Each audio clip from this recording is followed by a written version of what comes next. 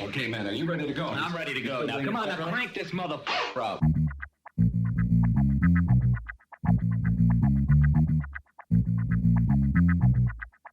Break it down like this.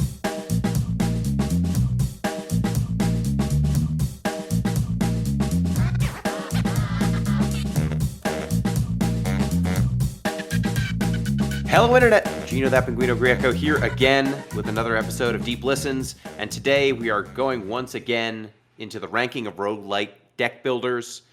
We're going to tell you about the deckability, rogueability, and heart of the cards of these deck-building video games. Today we'll be covering 5 such games. We started with 10 for our first episode. That was a big show to, get everyone's appetites whetted. Now we're going to spend a little bit more time on fewer games. Joining me, as always, to discuss all things Roguelite Deckbuilder, Braden Arbitrary Water Redacted. How you doing, Braden? Hello, Gino. I'm here to talk about cards. You and I are the only people standing against the unwashed hordes demanding we stop making content about cards. The rest of our cohort. I want to make something clear to all of those hordes, all those people. Every time you complain about the card content, I make more of it. I will make twice as much. Listen, if you keep complaining about it, if Jeff keeps grousing about how he doesn't like cards, I'm just gonna get back into Magic the Gathering. I'll do heroin. You made me do it. We need to clip that. We need to clip that. Not right now. All right, so normal plugs. Reminder, if you want to get in touch with the show, you can do so. deeplistenspodcast@gmail.com. That is our email address. deeplistens.libsyn.com. That is where we have our comment sections and where you can view the podcast if for some reason you're not using a podcast feed. And you can also go to deeplistenspodcast.bluesky.social if you want to get at us on social media. You can also support the show on patreon.com/deeplistens. At the $1 tier, you get access to our Discord. At the $3 tier, you get access to the Ojisan-cast, which recently released the Afro Samurai episode, or they will be releasing, I should say, recently recorded. That's going out soon. Braden, what's up next for folks who are not It should be out aware? by the time you hear this. Yeah. What is up next is we are watching Planets, which is a 2003 anime that is sort of a slice of life show about people doing mundane space work in space. It was Hard Space Shipbreaker before the kids were into it. Excellent. Well, today our 5 roguelite deck builders that we are going to be covering for the ranking of roguelite deck builders is Hellcard, Loop Hero, Tales and Tactics, One Step from Eden, and Wild Frost. We'll start with Hellcard, the game that we both actually just played right before we started recording. Braden, what is Hellcard for people who are not aware? So Hellcard is a spin-off of the game Book of Demons, which is I would pitch it as it is hyper streamlined, kind of reductionist Diablo with a little bit of cardery in there. But it's basically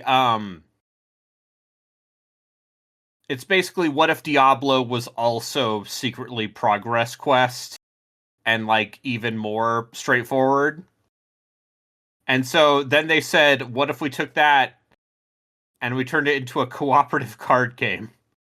Yeah, and the through line between these games is they have the same launcher and the same aesthetic. So both of these games share a cardboard cutout, like kind of slapped together. Yeah, paper crafty look. And this game, I would say Hellcard, if you're going to... Some games are more Slay the Spire, some are less Slay the Spire. This is pretty Slay the Spire. This is pretty Slay the Spire in how it functions. You get 3 energy points at the start of your turn. You can play cards using those energy points. There's a few different classes of character you can use.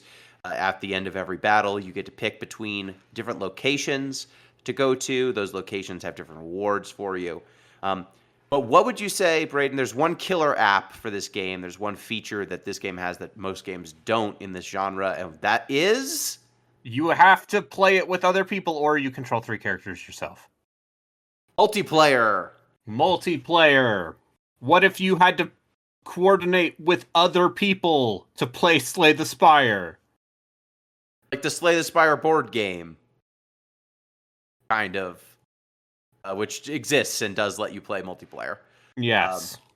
So this game's killer app it's got online multiplayer. You can play with friends. You can play with up to 3 players, and the way that functions is this game is zone based. There is close and far, and then the battlefield is also divided up by how many characters. 2 or 3 slices, depending on how many players you have. Yeah, so you have some characters that thrive in the close range, some that thrive in the long range, some that have other gimmicks. But you're trying to manipulate kind of which zone these enemies are in, because if they're in a zone, they tend to attack the player whose zone they're in. And you kind of want to shift enemies around so that they are attacking advantageous players, so that sometimes you can knock enemies out of zones because they can only attack at close range, so you knock them away. Or, this one can only attack at far range, got to pull them in close. Those are the sorts of calculations that you do in this game. So yes, there's a lot of emphasis on there is an enemy in your slice of the board, and they are the game gives you all of the enemy intents, so it will let you know what they're doing, like a good card game. Yep. And there's an emphasis on, to some extent, controlling your slice of the board. Yeah, and having multiple players be capable of throwing their disruption or their damage at things that are particularly dangerous. So you can kind of focus fire down the big threats by giving 3 players worth of attention to it. You can also cover for each other. Like the blocks can be played on your character or a team member in a lot of cases. So there's good reason to cooperate, to make moves that help the overall whole. There's right now 4 free classes and 1 paid DLC class. Yeah. There's a warrior, a rogue, a wizard, and a tinkerer. And those 3 classes are just the 3 classes from Diablo. And the tinkerer. And then there's the tinkerer. And then there's the Bruja. Yeah, the self-damage class is the Blood DLC. Witch. So the thing about Hellcard I found so far, we've played a few runs together. It seems to me, and this I think speaks to deck ability. Yes. Each of the different classes have their own decks. Each of the classes have their own kind of gimmicks to them. Mage has runes that and other cards that are powerful up front, but they give you a negative status effect in your deck, kind of like the the Iron Blood Slay the Spire. Yes, the warrior.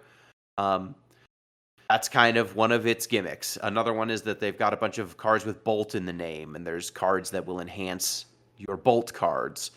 There's some cards that pay you off for having a bunch of negative status effects in your deck, et cetera, et cetera. You have a few different pathways to spec each of these characters. I feel as though you kind of need to pick like 1 or 2 and then just go hard on those. So you have basically 12 encounters you need to go through, and there are 3 boss fights as part of that. And so you do not have so here's another interesting gimmick with this game. So in a Slay the Spire or a whatnot, you have you have the map, the roguelike map, where you pick a path and you go down the path and it usually branches out. So the way it works in Hellcard is each player picks their own destination, and then all of the players get access to do one action from each of those destinations. So, for example, there's the camp, which is where you can heal 25% of your HP for free. You can spend gems, which are the currency, to get 50% of your HP back. Or you can spend 1 gem and increase your max HP by 3. And those are the 3 actions in that zone. And so you have 3 zones that have 3 actions each. That some of them are free, some of them cost gems. And there is a lot, maybe too much consideration over how to spend your gems correctly. Because unless you get the whale, which is an artifact it's the whale from Slay the Spire. It's an indie game thing, you see. They have cameos of other indie games. Which gives you an extra gem every encounter. You need to be very thrifty. Yeah, and that's the thing is, because this game, I think you need to commit to roots for your characters. You need to pick what you're focusing on, because each of these characters has a few mechanics and they don't necessarily overlap well. Like if you are spending, and this is true of like Slay the Spire and the other games in this genre as well, but if you try to do too much, try to incorporate too many cards that are not on theme, you're going to end up with a deck that just haphazardly does things. Like it doesn't consistently do something powerful. It sometimes does something really powerful, and most of the time doesn't do shit. And that's kind of the problem. Like some of these games are very big deck friendly, if you know what I mean. Like you can play a deck that's not super tight in terms of the number of cards that you have in it, because hey, if I draw one card that's not the best in this moment, it's not the end of the world. This game, it's the end of the world if you draw cards that are not effective. Yeah. They'll kill you. You need a small, tight deck. Yeah, there are most of our runs that ended because on turn one of us was going to take lethal damage, and we needed an answer for that, or we lost. Because once a player is knocked out, it's not like the enemies get cut in half. They just all gang up on the remaining player, and you die very quickly. So that is what I found is if you don't make a tight engine of death in this game, you're just going to not be powerful enough. You're not going to be able to repeatedly deal with the the sizes of enemies and the amount of HP they have. And you need to be doing it definitely seems like some of that scaling is a little wonky when there are 2 players instead of 3. Yeah, and we need to play with 3 players to see if the scaling gets even more bigger, or if we've just been playing against the three players worth of scaling with 2 players. Yeah, I'm not sure. Because the game does throw a lot of enemies at you, and so to some extent there's target priority, but also it means that AoE abilities are king here. Yes. And crowd control, really, in general. Like, things that can stun or freeze, anything that makes it so you're not getting attacked anymore, so that you can crowd control and pick off the enemies that are doing particularly nasty status effects or particularly nasty abilities. That's kind of the name of the game, is being able to effectively deal with large groups of... Because most individual targets don't hit you hard enough to matter. It's usually when you're getting mobbed up on. And most of the AoEs will handle 3, 4, 5 enemies worth of actions at once, whereas the single target attacks or the single target abilities, they won't handle as much as needs to be handled. Blocking in this game, also really important. There's some of these games where you can go all offense, and that's enough. In this game, it feels like you really need to have strong block cards. So yeah, deckability, I don't know. It seems to me like some of these characters are real setup dependent and real rare card dependent, and some of these are just fine all the time. Like the warrior seems pretty okay all the time. Same thing with the rogue. Yeah.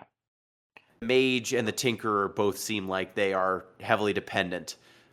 They are sometimes an A+ and sometimes a C-. The tinkerer is very reliant on secondary resources he has to build up with his cards.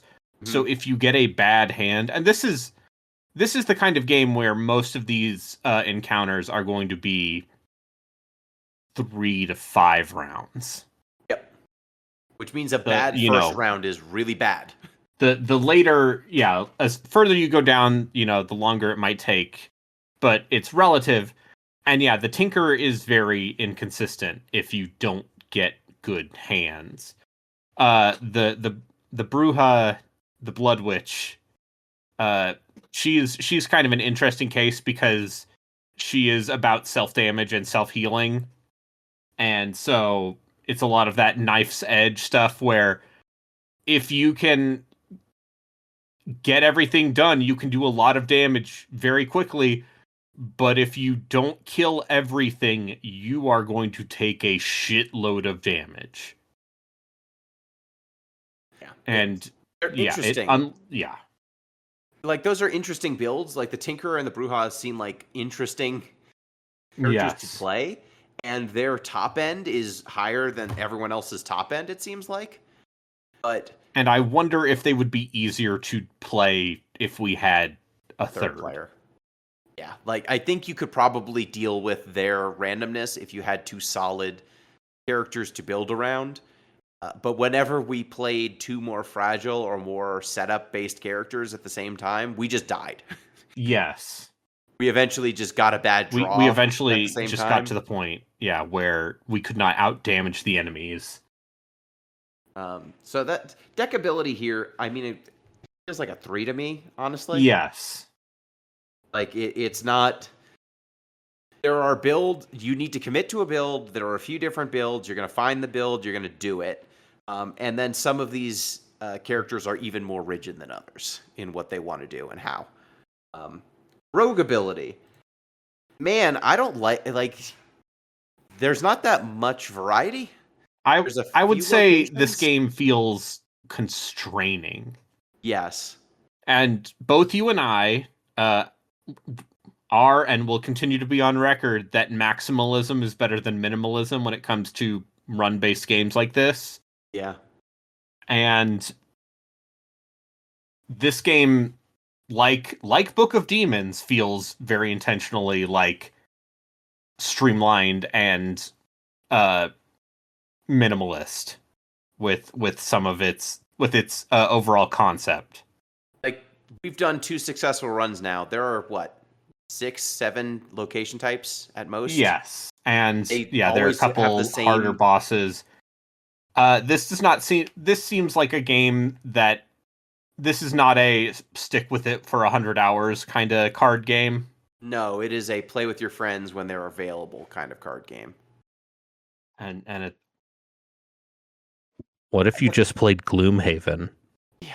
And the other thing is just like each of the locations have the same 3 actions every time. yes. So there's not even variety there. Like, the variety is Yes. when it says random, what random thing do you get? Yes.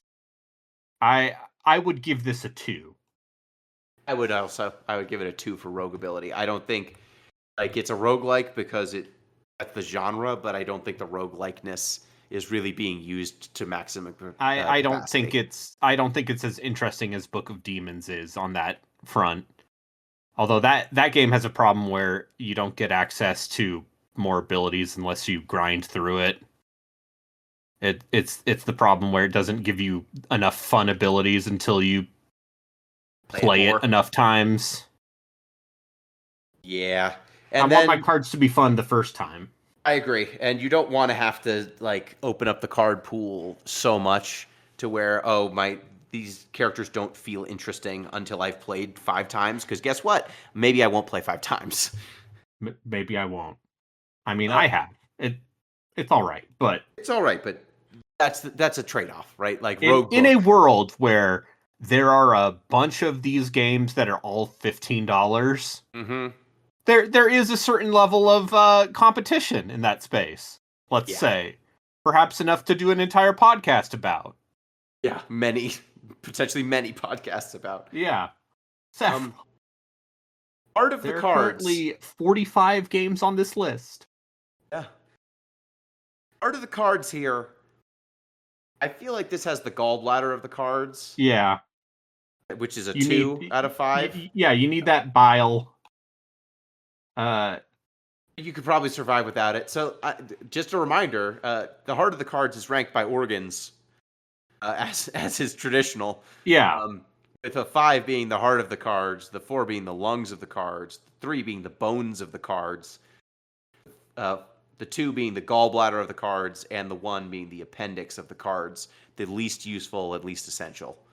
Yeah. This is a game that feels very much like the makers of the studio that made this game had an aesthetic, and they are hitting on what kinds of genres can a small indie company make in a reasonable time frame. In a reasonable time frame, exactly. And they already had those assets. Yeah, it's well executed for what it's trying to do, but man, and also just like there's a Tiny Tina esque character who talks. There's an eldritch monstrosity who is basically like, "Yay! How could you win?" Sounds kind of like Tiny Tina from Borderlands, because this is also kind of D&D. Yeah, like that Tiny Tina DLC. Yeah. So it's doing a lot of stuff that feels like you got the voice actors in for your other game, and now you're reapplying them to this one, which is a different genre, and I don't think it feels perfunctory in a way. It feels like it's checking boxes. So I don't think the heart's in it as much. But yeah, the differentiator here again is you can play with friends, and playing with friends does even if the game is, I think, one of the lesser ones of the ones we've covered for this show, it's the only one with multiplayer, so you'll still play it. It's still fun to play with friends. Like, I'll play more of this, probably. Yeah, it's got neat ideas. I wish I could take the netcode of this game and put it in Roguebook or something, but I can't. Yeah. So, Hellcard's what you got. It's your option. On to the next game, unless you had another thought on Hellcard. No, that's all I have to say about Hellcard. Okay, Loop Hero.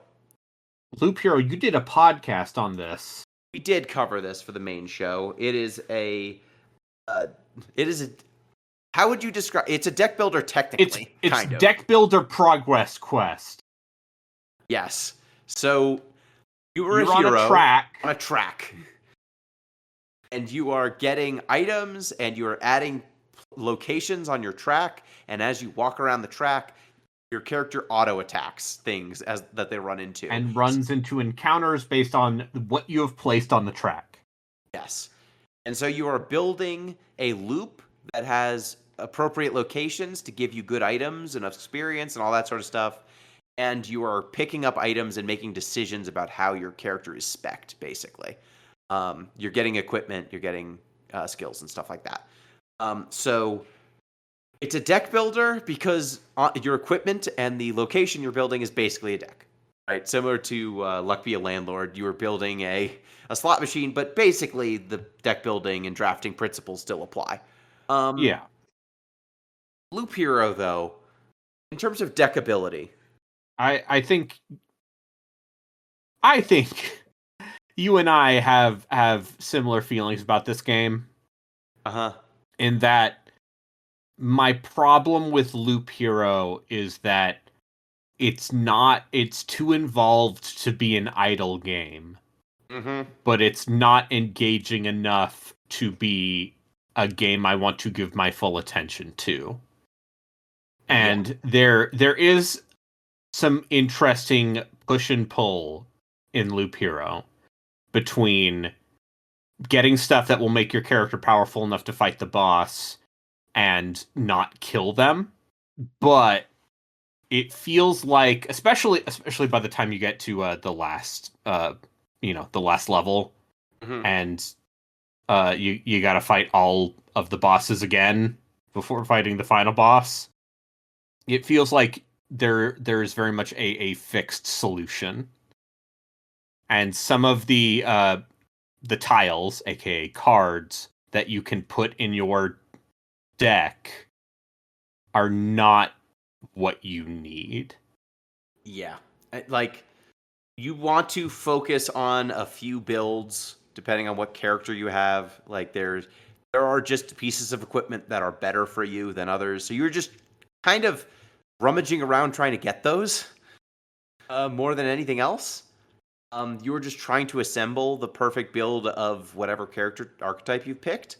And it's a game that, to your point, Braden, You wander around in circles. The game frequently asks you to have input, right? Like click on things or do Like something. you do need to sometimes, shove something in order to avoid death. Mm-hmm. But also, a lot of the time, You're just watching it. You're just watching it play out. Yeah. 90% of the time, you're just watching it happen. And then 10% of the time, you need to take a desperate action immediately or you lose. And that's just not, it's not that fun to be video game manager. You know? No. You're micromanaging one little dude. It's almost more macro management. Yeah, that's true. You're macro managing one little dude. Like you're checking in every once in a while for a progress report, and you're like, "Oh, Jimmy, you got your foot stuck in a hole in the ground. Let me get that out for you, so you can keep filing spreadsheets or whatever you do." Yeah. Deckability here, I'm probably a 2. Yeah. Like it was fun within the amount I played it, which we should keep giving counts on how much we've played these games. All right, let me pull up how much I played Loop Hero. So I have played Loop Hero. Played Loop Hero apparently for 30 hours. I played it for 15 2021. Hours. That checks out.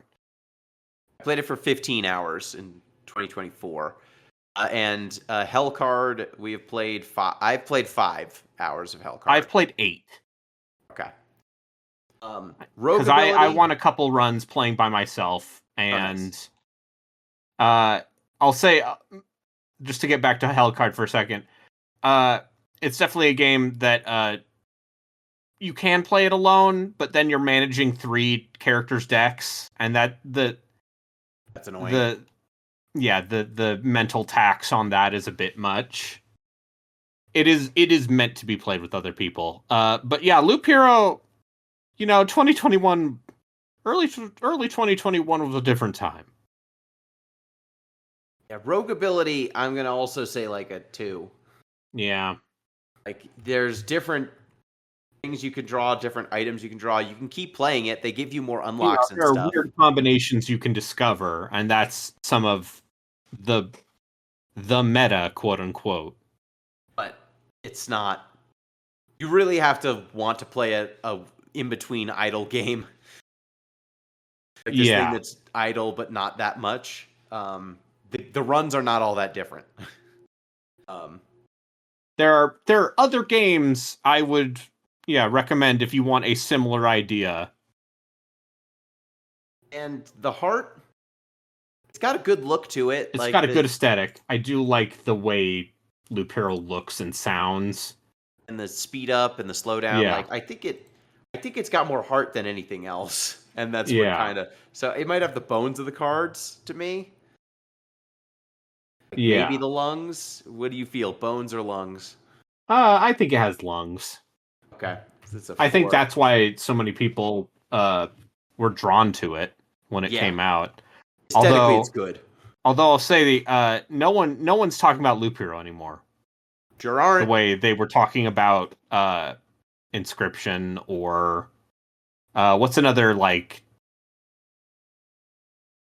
Do you think people will be talking about Blueprints in 3 years?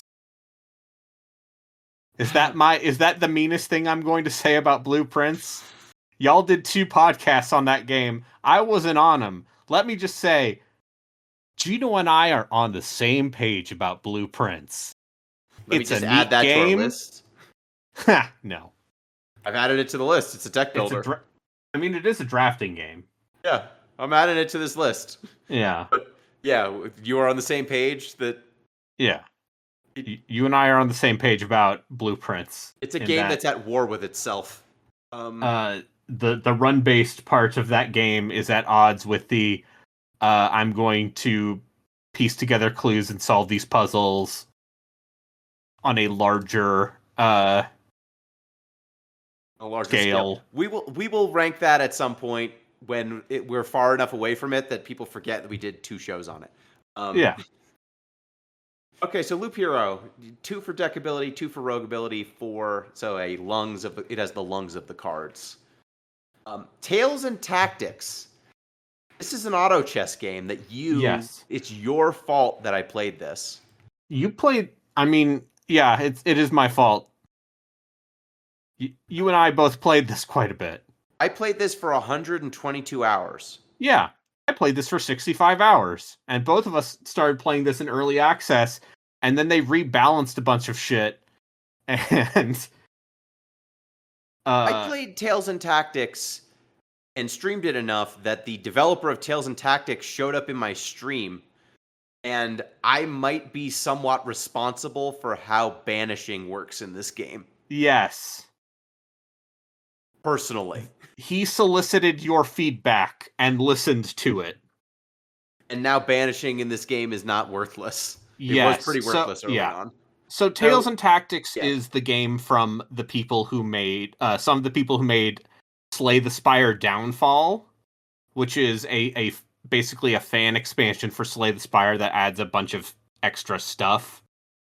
It's basically Slay the Spire Plus if you want more Slay the Spire and want to play as the bosses, who all have pretty fun mechanics to them.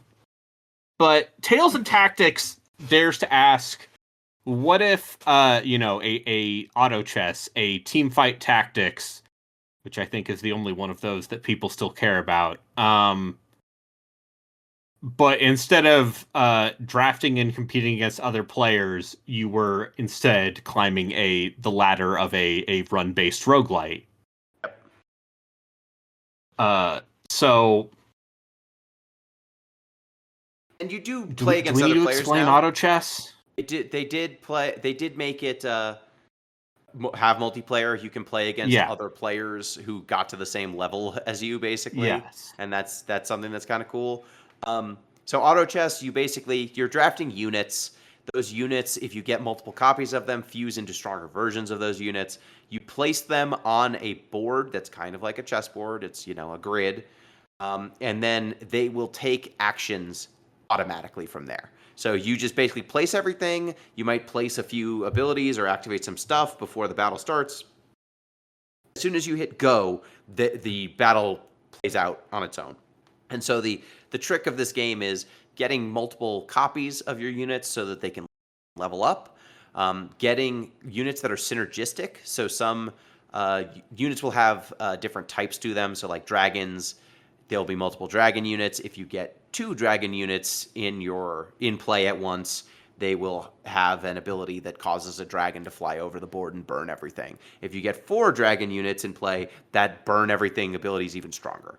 And depending on what unit types you have, there can be really significant bonuses. Like you really want to commit to a build that will get you a lot of units of a specific type, so you can unlock all their synergies, and you're going to want a lot of those units so that you can get them to the maximum level. Yes, as well. And yeah, some of these synergies work really well with each other.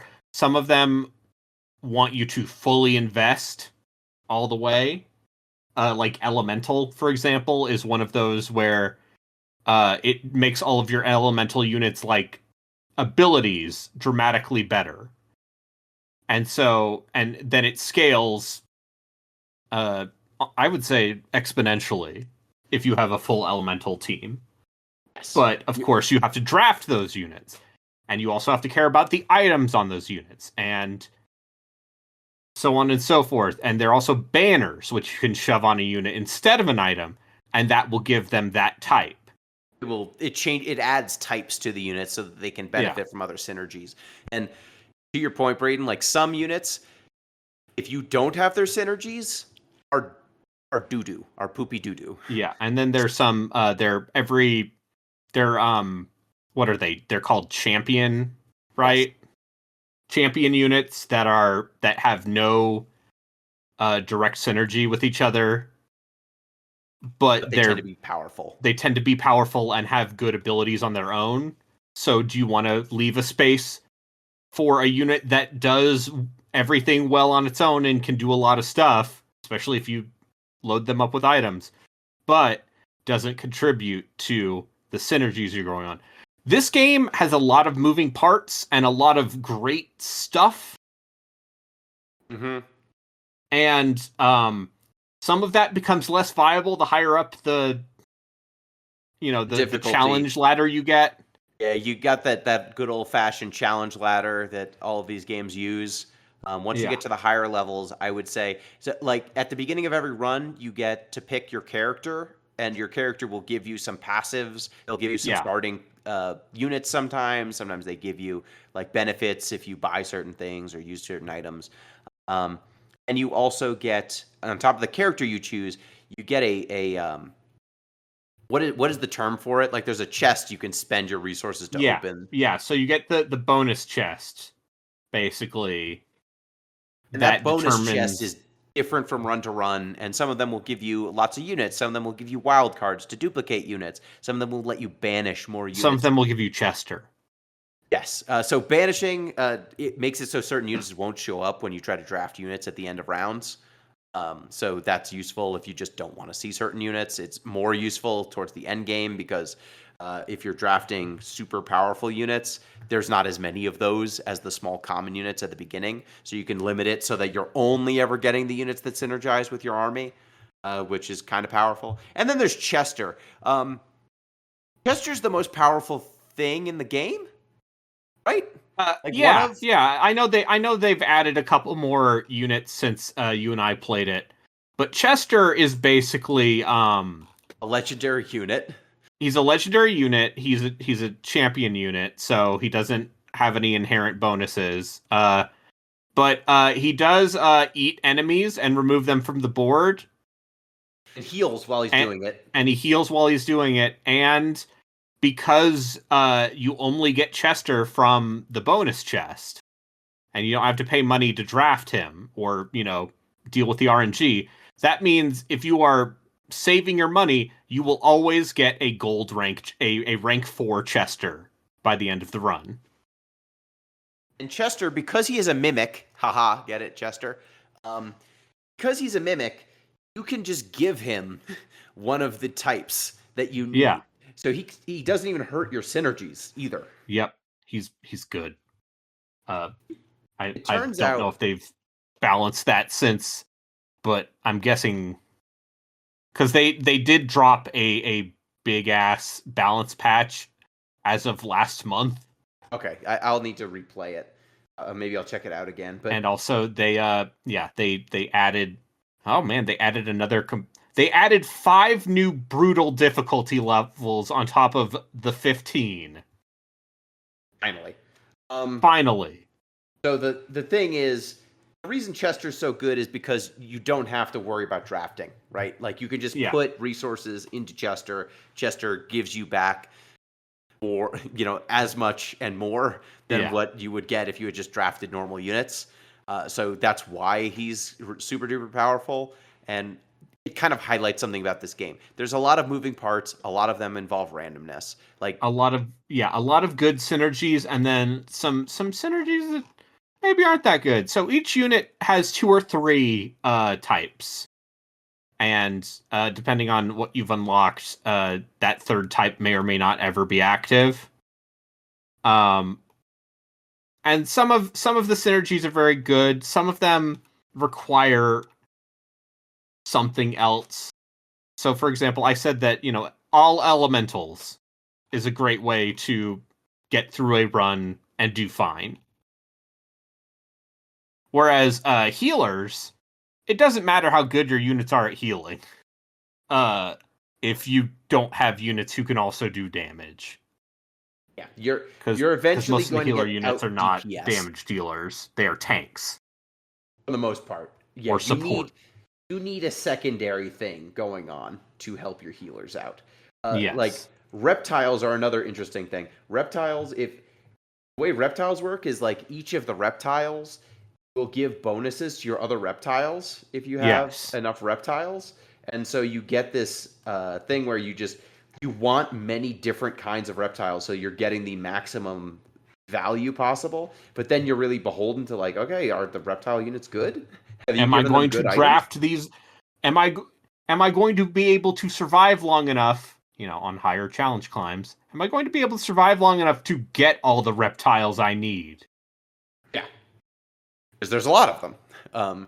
And cheating on the having Chester be a reptile There's a default thing that they have a unit. If you give it a banner, like that's what those default units give. The other reptiles like give specific stuff. Like some give attack speed, some give damage. Yeah. I forget what the default one is, but some units like super I benefit. think it's just health. I think it is just health. But like some units super benefit. Like say for example, there's beasts. Beasts give you attack speed. Yes. And they just give themselves more and more and more attack speed, which, hey, it turns out in a game where you're letting things automatically attack, giving them super high attack speed will kill your opponent really fast. Yeah, and then Beast also scales really well if you have Scrapper or Brawler. Yep, which there's overlap there. Yeah. But what the point I'm getting at is like giving Beast to anything that does damage is really powerful, right? Like, it doesn't matter what the unit did before. You're just going to give it a bunch of attack speed. Cool. Elementals, they make it so that, like, your units, if they have a certain word in their ability text, it turns that number from, like, 1 to 2 to 3. Like, it makes the abilities pop off more often. Well, if you've got a unit that just doesn't have an ability that cares about the number of instances, it doesn't matter if you turn something into an elemental. That's a wasted unit. So some of these different synergies you can splash onto a unit by using a banner or Chester or anything like that, and you can just give this unit that shouldn't have this buff an extra buff. Some of them you can, make a unit an elemental, but it's not going to benefit from any of the synergies in all likelihood, versus the elementals, which will benefit a ton. So sometimes you're just getting your count of a type to be higher. Sometimes you're doing it because you actually want the unit to have the synergy itself. And so there's definitely certain unit synergies that you really want to prioritize. They just work really well in the late game. At least in the time we played it, like beasts were super viable. There were plants or like wood. Those were super great in the late game. And then there were some units like healer, like your point earlier, Brayden, that just weren't that good in the late game. Fairies were super good in the late game. Zombies were not especially good in the late game. Skeletons were very bad in the high level play. Skeletons, once you get to challenge level 5, skeletons are not going to do much on their own with that bonus. And their bonus is they come back after you die, which is if you are losing, them coming back while you are losing is not necessarily going to turn things around. No, if you were already getting your ass kicked, getting 5 extra seconds of your skeletons isn't going to necessarily do it. In the early game, though, very powerful. So we played the hell out of this game. Deckability, I feel like we both like this game a lot. Yeah, I'd give it a 5. Like, deckability, rogueability also, I feel, is a 5. Like, there's a lot of fun replayability. And there's a lot of weird gimmicky events and items you can shove onto your characters that sometimes can just make a run. It's a good back and forth between funny, dumb gimmick and like, oh, this is the corner piece of my entire build. Yeah.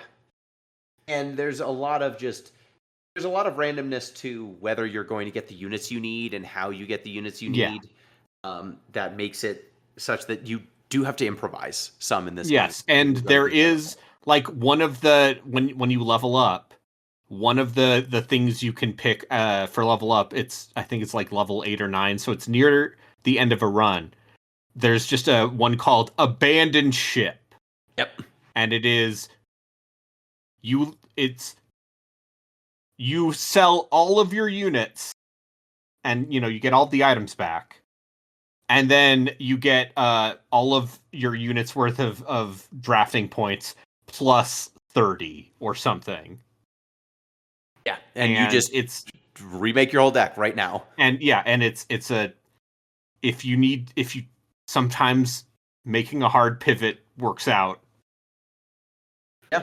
And knowing when to do those sorts of things is really powerful. Knowing when certain perks are going to really pay off for you versus not is super powerful. So deckability, if you are someone who likes the super auto pets, may you consider Tales and Tactics. And then at the high level, you can also make your own character. Like at first, they're Yeah. defaulted characters, and then you can make your own, which is cool. And you Yeah, can and randomize basically that. pick their perks. Yeah. Yeah, that's super cool.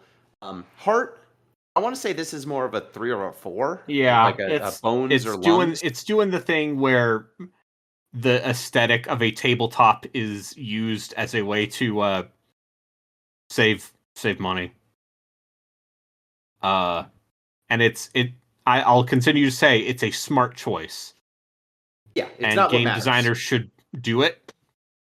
There used to be a narrator in early access. He went back to his home planet. Oh, he did?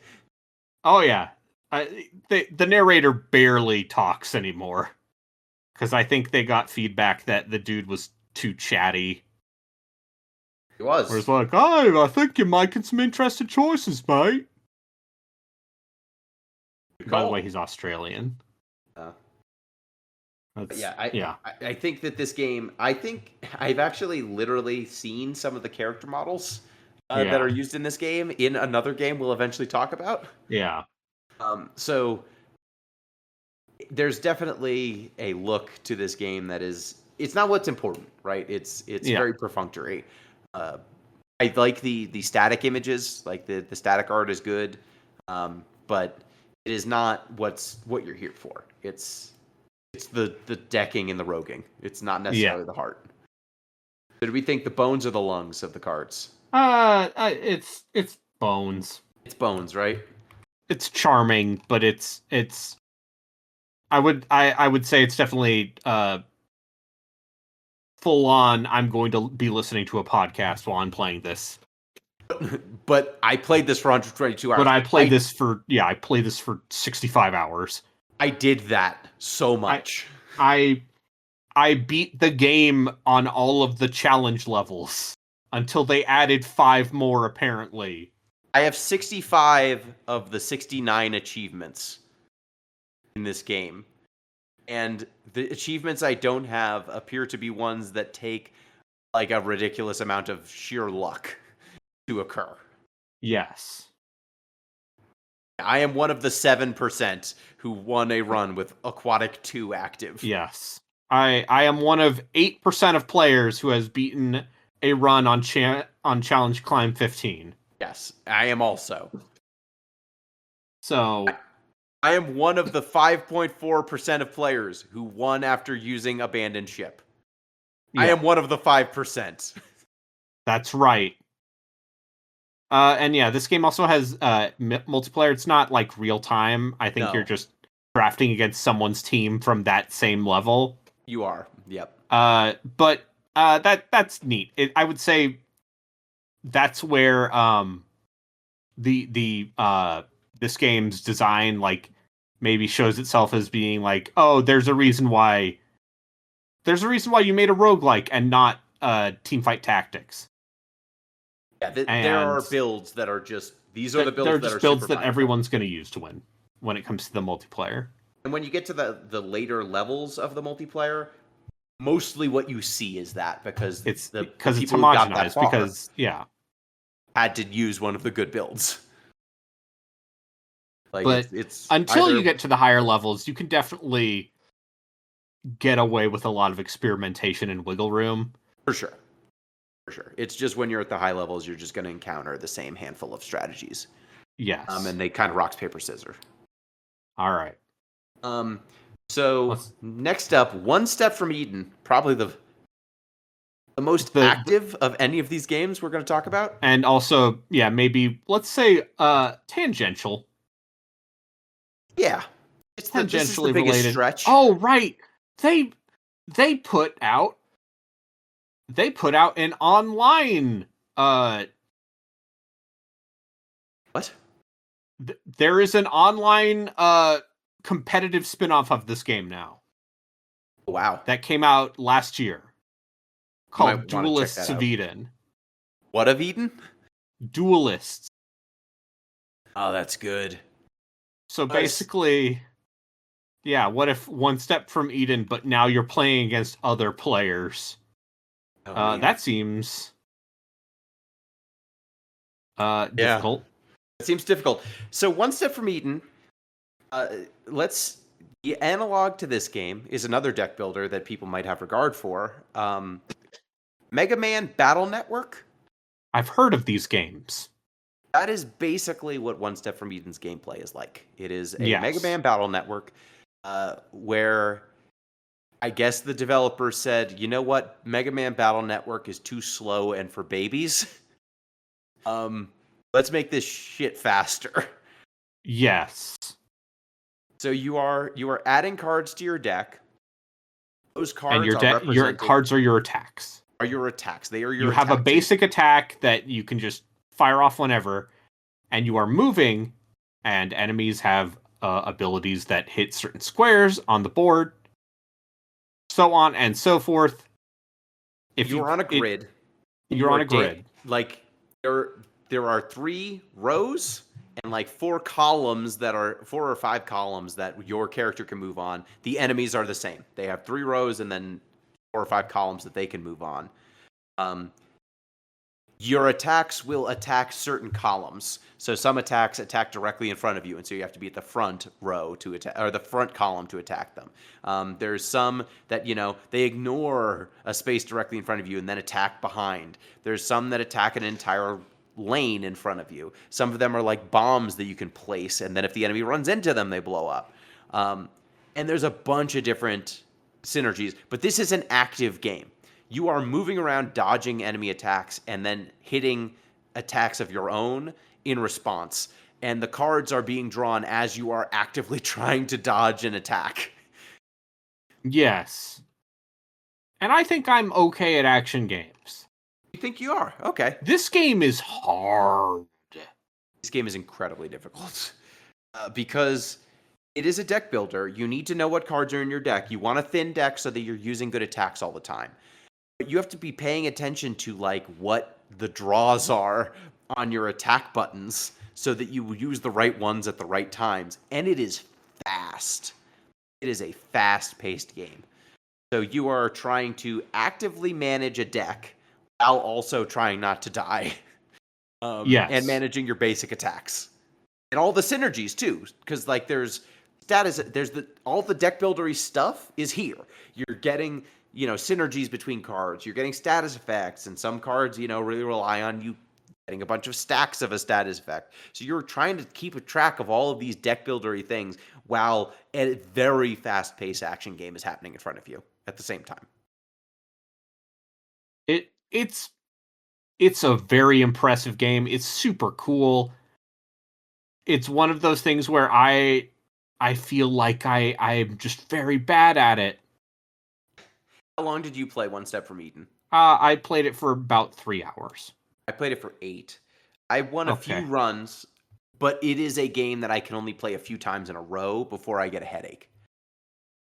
Because it's that fast paced. There's a few different characters you can unlock, and then the different characters also have different builds to them. So there's a lot of deckability, I would say. There's a lot of different builds that you can unlock for these characters and ways to play them. And, they meaningfully play different from like an action game perspective too. Yes. Like some of them you're wanting to just hammer on the auto attack button and it's just a machine gun. Some of them the auto attack is more nuanced than that. Or they so you don't build stuff that is separate from your deck. It's and like some other games, you can kill the shopkeeper. You can fight the shopkeeper. Don't do that. She'll kill you. But she'll kill you. But if you do unlock her. And one day. One day we'll do it. Yeah, the characters play meaningfully different from one another, and there are a meaningful number of different build paths you can go down. Because cards have different affinities, is what they're called. Mm-hmm. And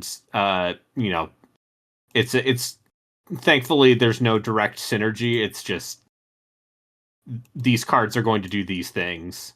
I think this is the only game we might cover for this this feature where I say play it with a controller. Yeah, play it with a controller. It's way better playing with a controller. I tried playing it with a keyboard and mouse, and it was painful. It hurt, literally, like physically hurt my hand trying to Yeah. keep up with all of the actions I had to make. You want a finger on a D-pad, and you want a finger on buttons to play this game properly, I think. So one step from Eden. Oh, also, we didn't say, but the characters you're fighting against in this game are the other characters you didn't pick. Yes. They are other vaguely pixely art anime people. Yes. Deckability, I would say this is like a 4 or a 5. Like it's Yeah. I'd give it a 5. It's tight. It has a lot of options. It is tightly made. Rogue ability, I mean, I'd give it like a 2 or a 3 because it's just so specific. Like it's demanding. You want it is not a game I can just like numbly hammer on, right? No. No. It's not like Monster Train 2 where it's just like I'm just going to sit here and just zone in, focus on this. Cuz you'll go crazy. My hands aren't that good. Yeah, we're old. That's the thing is like you need to want to play a very fast action game and also a deck builder at the same time. And I just don't know how many people are just going to bounce off because they are here for the action, but not the roguelite, not the cards. And then the other way around. The people are here for the cards, but the action's just too much. So I give it like a 3, I think. Yeah. Rogue ability. Like if you're into this, it's very cool. It's just, like I said, I can only play this game for like I can play this game hour. in like an hour. And then I get a headache because it's just too fast paced. And the runs are fast. That is a good thing in its corner. Like, but also the runs are fast. You can just have a battle go south on you because you action gamed badly. Like you were in the wrong place and took a big hit and you're dead. So you can be an excellent deck builder and it just won't work out for you. You could be an excellent action game player and it won't work out for you. You need to be really good at both to do well in this game consistently, I feel. Think that's fair? It feels like a game made for a specific audience. Yes. That said, it has overwhelmingly positive reviews on Steam. The people who it's for, it is really for. Like there's nothing really else like for, or very positive reviews on Steam. 3,000, 3,600 English language reviews on Steam, which says to me that this game did quite well. Yeah, it's a very cool game. There's not very many games that were trying to do Mega Man Battle Network. Yeah, but elevated. But it's at 11. Exactly. It is for the Mega Man Battle Network people who have grown up and now are sickos and are wandering the streets trying to hit up that sort of rush again. They're just like, I need a grid. I need to move on a grid and dodge things on a grid while also prepping my own attacks on said grid. Yeah. I'm sorry. Heart. It's pretty and has good music. Yeah, it's got at least the lungs. It might have the heart of the cards. It's got good sprite work. Yeah. Lungs. It's got lungs. It's high. And now finally a game that is actually a deck building roguelike. Yes. Finally, after 3 games that are not that, we're back to a game that is recognizably a Slay the Spire-ish sort of thing, but also kind of Monster Train. Yes. Wild Frost, a game that I told you should play. And then I played it, and I said, this seems pretty neat. This game So Wild Frost is from Deadpan Games. And it was published by Chucklefish, who are I think of them as the Wargroove people. And it's so imagine, if you will, Slay the Spire. Yep. But you are placing characters on 2 lanes. And the lanes determine, who gets hit what and where. And every single character has an action counter at the bottom of their card. that counts down, and when it hits 0, they'll do their action. Every time you play a card, that's 1 turn. Wild Frost might... I say this out of respect. Wild Frost might have one of the single most demanding, almost chess puzzle adjacent action economies I have seen in one of these games. Yeah, so as you said, the characters tick down actions, and so you have to kind of set up or to know in advance, okay, this guy's going to attack in 2 turns, so I'm okay on this lane. This lane, man, if I could only bump this person's action counter up so that they take an action now, that's really important. Okay, did that. And you're kind of juggling a little bit. And then you also have cards that you can play. And those cards that you're playing take an immediate effect, right? So you're setting up a Monster Train-esque set of characters who are going to take actions for you. And then you have, similar to Monster Train, like direct actions you can take with your energy points. And I believe you get 5 in a turn. Yes, you get 5. You get 5 cards. 5 cards, and then 3 energy points by default, and then they take varying levels of cost. No, they don't. There's no cost. There is no cost. They all just take action. They all just take 1 action, and that right there are ways to mitigate that. You can put little charms on your cards so that they don't end your turn when you play them. There's a card I found that makes it so that your entire hand does that once. So if you play that card, your next card you can play your entire hand. But it also costs a turn if you want to reshuffle your hand redraw your hand before the counter ticks down. It's overwhelming. I would say it is overtuned in a way I respect the hell out of. This is a sicko's game. Like, we said similarly of like Rogue Book, that this is a game made by and for people who play a lot of these. It is tuned to hell. Vault of the Void, I feel like, is another game like this. Except this one it wasn't just like, what if we just made Slay the Spire? It's its own thing too. Yes. Like at the beginning of every run, you get to pick. You pick from like a few different factions, and then whichever faction that you pick determines your starting hand, your starting deck, and also what cards you encounter. One of them is like elemental interactions. One of them is about sacrificing creatures, and then I didn't unlock the third one. So there's fungus people. That are all about they're about poison and buffing. There's the elementals have like freezing and fire, and then there's the sacrifice group. You give them spicy. It's literally called like spice. Yeah, it's great.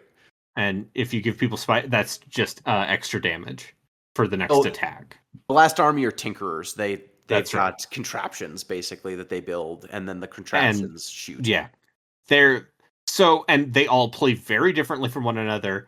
And then you have a stable of basically creatures, monsters that you recruit, characters. And they all have different effects. Some of them are like, whenever this character takes damage, and it can be from any source, including you, the character behind them will get 2 shield. And so you can stack really heinous shit that way. Where you are flip-flopping these characters back and forth so that you are spreading the damage out. Yeah, there's some characters that only take action on revenge when they get hit. They don't do anything by themselves. There's some units that... And knowing how many turns it takes them to take their action is also super important. So when you pick a faction at the beginning of the game, you get to pick a champion. Those champions, you get to pick between 3, and they will have kind of wildly different effects. Some of them will like... And also wildly different starting health and damage. Yes. They will have... Because if your champion dies, you lose. You lose the run. Which is what happened to me, is I got to the final boss, and I did not entirely think a turn through. You fool. And so my champion was in the front and ate shit and died, and I lost the run. This is the kind of game where they want you to to optimize your action economy. And measure 5 times, cut once in Wild Frost. Yes, and there is there's a beauty to that. I think savagery. I think it's also savage. And also but in the same way, if you can kill a boss and you win, you don't have to deal with their ads. So you can focus down a boss in the same way they can focus down your champion. And it's great. There's equipment that you can put on units. There's buffs that you can put on units. You can make them multi-hit. You can make it so sometimes they take actions faster. They start with buffs. You can buff up your cards, like you said. And they're adorable little charms when you do that. And it's really cool, like, depending on what starting champion you get. And you can actually shop around. Like, you can pick a faction and go, okay, what 3 champions did I get here? Oh, they're not great.